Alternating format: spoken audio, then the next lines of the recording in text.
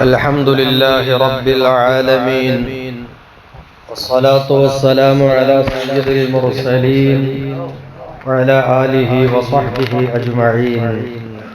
أما بعد، فعن أبي هريرة رضي الله عنه عن النبي صلى الله عليه وسلم قال: من عاد مريضا أو زار أخا له في الله ناداه مناد أن طبت وطاب ممشاك وتبوأت من الجنة منزلا.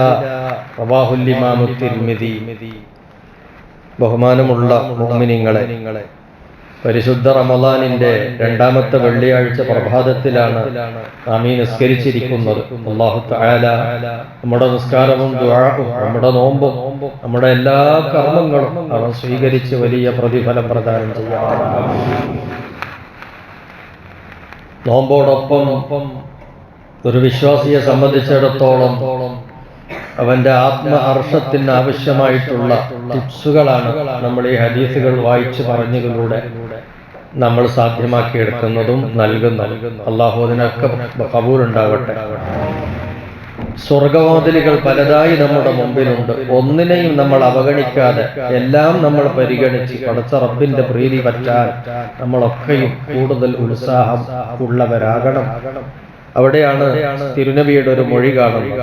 നമ്മുടെ ഈ രോഗീ സന്ദർശനം എന്ന് പറയുന്ന ഒരു കർമ്മമുണ്ടല്ലോ, അതുപോലെ സൗഹൃദ ബന്ധം, ഇതൊക്കെ സ്വർഗത്തിന്റെ കവാടങ്ങളാണ്, സ്വർഗത്തിലേക്കുള്ള വാതിലാണ്. രോഗസന്ദർശനം, അതേപോലെ തന്നെ സുഹൃത്ത് ബന്ധം, അതെങ്ങനെ വരുന്നു എന്നുള്ളത് നമുക്ക് നോക്കാം. തിരുനബി പറയുകയാണ്: മൻ ആദ മരീദൻ, ഒരാൾ ഒരു രോഗിയെ സന്ദർശിക്കാൻ വേണ്ടി, രോഗം കാണാൻ വേണ്ടി പോയി, അല്ലെങ്കിൽ രോഗമൊന്നുമല്ല, അള്ളാഹുവിന്റെ വിഷയത്തിൽ അദ്ദേഹത്തിന്റെ ഒരു സുഹൃത്തുണ്ട്, അദ്ദേഹത്തെ സന്ദർശിക്കാൻ, കേവലം സന്ദർശനം അതിനു പോയി എങ്കിൽ നാദാഹു മുനാദി, ഒരു വിളംബരമുണ്ടാകും, ഒരു വിളിയാളമുണ്ടാകും. നീ നന്നായിട്ടുണ്ട് മോനെ, നിന്റെ നടത്തവും നന്നായിട്ടുണ്ട്.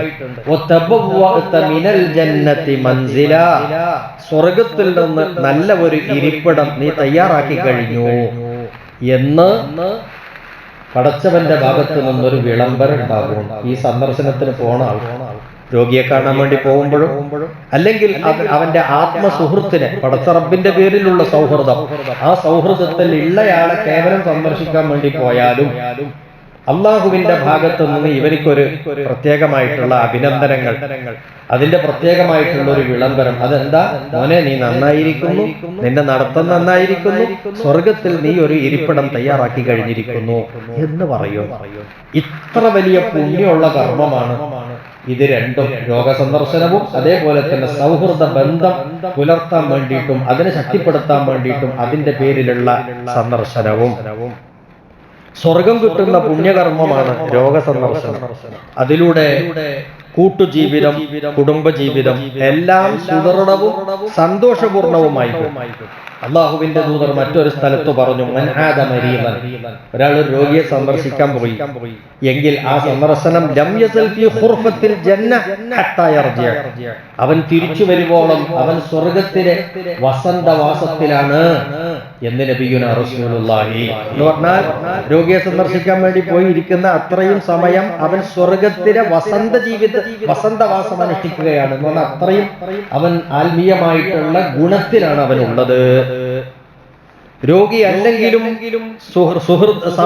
സുഹൃത്തിനെ സന്ദർശിക്കുന്നത് വലിയ മഹത്തരമാണ്. ഈ സുഹൃത്ത് ബന്ധം എന്ന് പറയുന്നത് ദീനീപരമായിരിക്കണം എന്നൊരു കണ്ടീഷൻ ഉണ്ട്, അത് മറന്നു പോകാൻ പാടില്ല. ഇന്നത്തെ കേവല ഭൗതിക കളിബന്ധങ്ങളല്ല ശരീഅത്ത് ഉദ്ദേശിക്കുന്ന സൗഹൃദ ബന്ധം. അതുപോലെ തന്നെ പിന്നെ വൈകാരികമായിട്ട് അടുപ്പത്തിലാവുകയും അങ്ങനെ ആൺ സുഹൃത്ത് പെൺ സുഹൃത്ത് എന്ന പിന്നെ ബഹുമാന പേര പിന്നെ വിശേഷണോട്ട് വിളിക്കുകയും അവസാനം വിചാരിച്ചത് നടക്കാതെ പോകുമ്പോൾ നിഷ്കരുണം പരസ്പരം അങ്ങോട്ടും ഇങ്ങോട്ടും കൊല ചെയ്യുന്ന ഇന്നത്തെ കാലത്തുള്ള പ്രണയബന്ധങ്ങളല്ല നമ്മുടെ ഈ സൗഹൃദ ബന്ധം എന്ന് പ്രത്യേകമായി ഓർമ്മിക്കേണ്ടതുണ്ട്. ഒരാളുടെ തഖ്വ, അവരുടെ സൽസ്വഭാവം, സത്യസന്ധത തുടങ്ങിയ നന്മയുടെ കാര്യത്തിലുള്ള ഇഷ്ടമാണ്, സ്നേഹമാണ് ബന്ധം എന്ന് പറയുന്ന ഈ സൗഹൃദ ബന്ധം. അതിന്റെ പേരിൽ അയാളൊരു നല്ല മനുഷ്യനാണ്, നല്ല സ്വഭാവക്കാരനാണ്, അദ്ദേഹം ഇടപാടുകളിലൊക്കെ സുതാര്യതയും സത്യസന്ധതയും പുലർത്തുന്ന ആളാണ്. അദ്ദേഹം അള്ളാഹുവിനെ ഭയപ്പെട്ട് ജീവിക്കുന്ന ആളാണ്. അതിന്റെ പേരിൽ അയാളെ നമ്മൾ ഇഷ്ടപ്പെടുക. അങ്ങനെയുള്ള ഒരാളെ നമ്മൾ കാണാൻ പോകുക. ഈ സൗഹൃദ സന്ദർശനമാണ് ഇതിൽ ഉദ്ദേശിക്കപ്പെട്ടിട്ടുള്ളത്. ഇത് സ്വർഗത്തിലേക്കുള്ളൊരു വാതിലാണ് എന്നാണ് ഹദീസ് നമ്മെ പഠിപ്പിക്കുന്നത്. ഒരു ദിവസം തിരുനബി തങ്ങൾ സ്വഹാബത്തിനോട് ചോദിച്ചു, മൻ അസ്ബഹ മിൻകുമുൽ യൗമ സായിമ, ആരാ ഇന്ന് നിങ്ങളുടെ കൂട്ടത്തിൽ നോമ്പെടുത്തവരുള്ളത്? അല അബൂബക്കരി അന. സിദ്ദീഖ് അക്ബർ റളിയല്ലാഹു അൻഹു പറഞ്ഞു, ഞാനുണ്ട് നബിയെ, നോമ്പെടുത്തിട്ടുണ്ട്. അപ്പൊ രണ്ടാമത് ചോദ്യം, ഫമൻ തബിഅ മിൻകും ജനാസ, ഇന്ന് ആരാ ഒരു ജനാസയെ അനുഗമിച്ച ആള്, മയ്യത്തിന്റെ കൂടെ പോവുകയും സംസ്കരണത്തിൽ പങ്കുകൊള്ളുകയും ചെയ്ത ആള്? അബൂബക്കറിൻ അന. അപ്പോഴും മറ്റാരും പറയാനില്ല. സിദ്ദീഖ് അക്ബർ പറഞ്ഞു, ഞാനാണ്. വീണ്ടും മൂന്നാമത് തിരുനബിയുടെ ചോദ്യം, മൻ ആദ മിൻകും മരീദ, നിങ്ങളുടെ കൂട്ടത്തിൽ ആരാ ഇന്ന് രോഗിയെ സന്ദർശിച്ച ആള്? അബൂബക്കറിൻ അന. അപ്പോഴും സിദ്ദീഖ് അക്ബർ തങ്ങൾ പറഞ്ഞു, ഞാനാണ്. ഫമൻ അത്അമ മിൻകും മിസ്കീന, പിന്നീട് ഒരു ചോദ്യം, നിങ്ങളുടെ കൂട്ടത്തിൽ സാധുക്കൾക്ക് ഭക്ഷണം കൊടുത്ത ആളാരാ? അബൂബക്കറിൻ അന. അപ്പോഴും സിദ്ദീഖ് അക്ബർ പറഞ്ഞു, ഞാനാണ്. അപ്പൊ ഈ 4 കാര്യങ്ങളും ചോദിച്ചപ്പോൾ ചെയ്ത ആൾ സിദ്ദീഖ് അക്ബറാണ്. ഇത് കേട്ടിട്ട് റസൂലുള്ളാഹി സ്വല്ലല്ലാഹു അലൈഹി വസല്ലം, അല്ലാഹുവിന്റെ ദൂതർ പറഞ്ഞു, മജ്തമഅന ഫിംറിഇൻ ഇല്ലാ ദഖലൽ ജന്ന. ഈ 4 ഒരാളിൽ മേളിക്കണമെങ്കിൽ മേളിച്ചാൽ അയാൾ സ്വർഗത്തിൽ കടന്നു എന്നുള്ളത് ഉറപ്പാണ്. ഈ 4 ഗുണങ്ങളും ഒരാളിൽ മേളിച്ചാൽ അവൻ സ്വർഗത്തിൽ കടന്നു എന്ന കാര്യം ഉറപ്പാണ്. നബിയുനാ റസൂലുള്ളാഹി. അപ്പൊ അതിൽ വന്നിട്ടുണ്ട് ഈ രോഗ സന്ദർശനമൊക്കെ. അപ്പൊ ചെറിയൊരു വിഷയമല്ല.